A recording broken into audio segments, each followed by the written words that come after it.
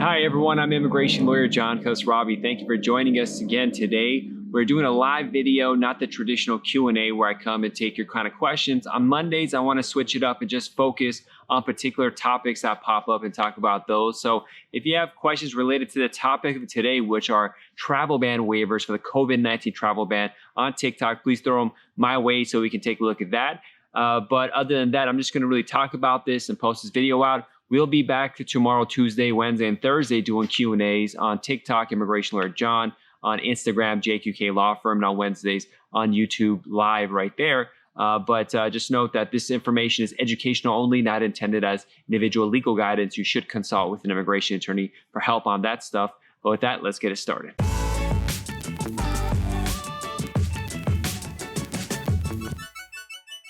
All right, everyone, thanks again for joining us. Today we're talking about immigration as always, and the focus is going to be on the travel ban, COVID-19 ban. So let me back up and give you some information on what this ban is all about.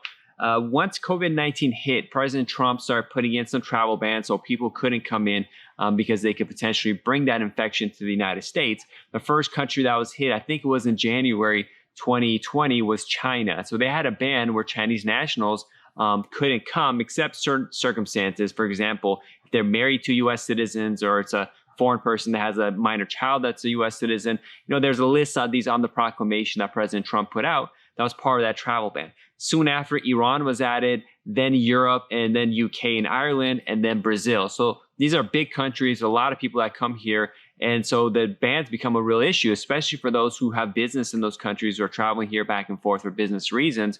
It's a hell of a problem to have. And so then as immigration lawyers, the issue and problem came up was, how do you help these people who have these situations? And it was slow to come, but slowly but surely now, it's August 2020, 8 months later, we have details on how to get waivers of this travel ban if people don't have automatic exemptions for it. And so I'm going to talk about the 3 ways that people could overcome these travel bans in detail, so that if you have a situation like that, you could at least have some hope to be able to solve it. And at the same time, if you need, consult with an immigration attorney for more help on that. So the first thing that we do when we're trying to figure out if a person needs a waiver, first is really just seeing if they actually need a waiver, because there are exemptions for this where you don't have to get it. You just automatically don't have that situation. The example I gave, if you're married to a U.S. citizen, it's not required. So in those kind of cases, a person just goes to the airport when they want to board, they have their marriage certificate, maybe proof of citizenship of their foreign spouse. The CBP should be able to coordinate this as well. This is the Customs and Border Protection. To let the airline know that this person is allowed to board. So that's something that happens. Now, in February, I had a client who was coming in. They've denied them because of the travel ban, even though they were married to a U.S. citizen. And that goes to the problem of training by officers, their agents, really not officers, of the airlines, because they're afraid to have people come on board. What they do in those kind of situations, what they're supposed to do is contact a group called the Regional Carrier Liaison Program. It's a designated group that coordinates between U.S. Customs and the foreign airline or international airline to see if these people are okay to board. But that person, my client, had brought a marriage certificate, proof of the U.S. spouse's citizenship. They should have been allowed to board, but they weren't. So these things become problems. I'll give you another example. It's really messed up in a second. But first, to see if exemption applies, then try to coordinate with the airlines, with the port, and all these people to try to get them on. If need be, contact the U.S. Embassy to help communicate the situation as well. Because then I had another case where a parent of a U.S. citizen, so it was a woman, older woman, filed for her parents' green cards. They went to fly from an Eastern European country that was not part of the travel ban, was going to have a stop in Amsterdam in the Netherlands, which is part of the Schengen region, which is subject to a travel ban. So they went to the airport to fly. They didn't let him on the plane because they said that, travel ban, you're banned, because on the way there, they were going to stop and go into a country that's banned, and then they wouldn't be allowed to come to the United States. So that sucked. They lost that flight.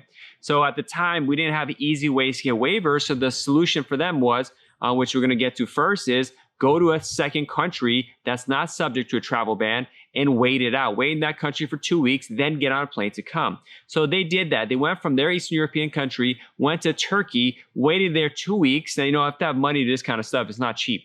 But they waited there 2 weeks, and then all of a sudden, they went to the airline to go board, And when they went to go and board the airline said, no, your travel ban, you can't come in. And they didn't let him in. So we had to spend a couple of days back and forth and stuff. Eventually, we contacted the embassy to help us. Embassy contacted customs. They cleared it up between them, let it come. What had happened was, although they never entered a country that was travel banned, they did have a flight in the computer systems that are all coordinated that showed that they had a stop in their airplane in Amsterdam. Even though they did not board that airplane, in the systems they showed they had that flight that entered Amsterdam. And because of that, they're subject to the travel ban. Now, we contacted the embassy. Embassy was able to clear it up and tell the airlines, but it cost a lot of time, a lot of money, a lot of insecurity until they were finally able to come. So it's just a mess what it is. It's nothing's reliable, but that's the first way to overcome a travel ban for COVID is to go wait it out in a third party country. Now, a lot of people are asking questions. Sorry, on Mondays, we're not answering general questions. Just focus on this topic. When I'm done, feel free to ask the Q&As, but I want to share a lot of this information. Tomorrow, Tuesday, Wednesday, and Thursday, we're going to do our live Q&A on TikTok, and you can answer your questions there. But that's the situation when it comes to these COVID-19 travel bans. A lot of errors happen, and you kind of have to push your way through it. The second way to do it, if you have a COVID-19 travel ban, you've been to Europe, you've been to China or Brazil in the last 2 years, then how do you overcome that? And those, you could contact the embassy that issued the visa, or that's your home country, really, usually, and ask them and say, let's say I need this. Now, a lot of countries, a lot of embassies have set up specific emails where you could contact them, email them, and request a waiver. Each has a different system. Each is less or more strict, and they all do their own thing. Some take longer to approve, some take shorter, some won't even respond. It's not a consistent system, but a lot of them have set it up where you can email them and explain a humanitarian need that makes it something that's appropriate for them to come.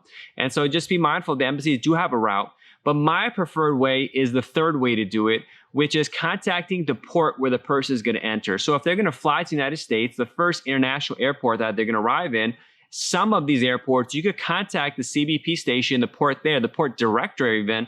There's emails being set up. There's a new system. A lot of them have this that I use. And I contact them, and in an email, I explain what the urgent humanitarian reason is: business need, personal need, family need, and say, please issue a waiver. And I've been successful. And the last one I got approved 5 hours after making the request for this person to be able to overcome, this person was from the United Kingdom in England, to be overcome the COVID-19 travel ban, to be able to fly into the United States and not have that issue. And the waiver was issued pretty quickly. They got on a plane quickly, entered the United States without a problem. So my preferred way is dealing with CBP.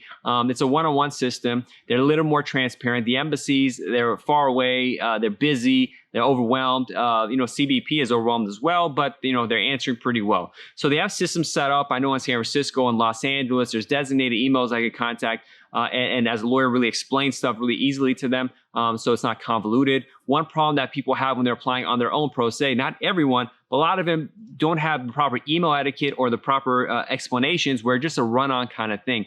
They're busy. They don't want to sit and read a really complicated, long paragraphs and paragraphs of pages. So we have to organize it in a clear way so that your information that you have could easily go to them and understand it quickly, so you give that approval, have the proper attachments, have the proper proof of visas, of background and stuff in an easy way. It's always about being easy, so they have to do less work. Just like everyone in this world, nobody wants to do extra work where they don't have to. So if you can make the process easier or simpler for them to understand, to absorb, then they could give you the waiver better. Now, it's not guaranteed. It doesn't happen always, but I've been successful, and it's something you could do. If a situation like that has popped up, you should consult with an immigration attorney, or 2 or 3 or 4 or 5, and talk with all of them to see who has the best route, strategy, and most confidence, and take your case from there. So it's an interesting thing. It's popping up a lot. It's affecting tens of thousands of people, a lot of businesses. So I really want to take out this time to talk about this travel ban waiver for COVID-19 countries that is more and more acceptable, more and more happening, so that you could use it for yourself, your family, to make sure you get what you need done. Thank you so much for listening. I'm going to stay online to get some Q&A questions here. Might talk about some non-COVID-19 Q&A for those who are watching. But for the recording, I appreciate it. If y'all want to contact my office, please email me at info@jqqlaw.com, info@jqqlaw.com, and we can see what's going on in your case and hopefully have a solution for you. Thanks again.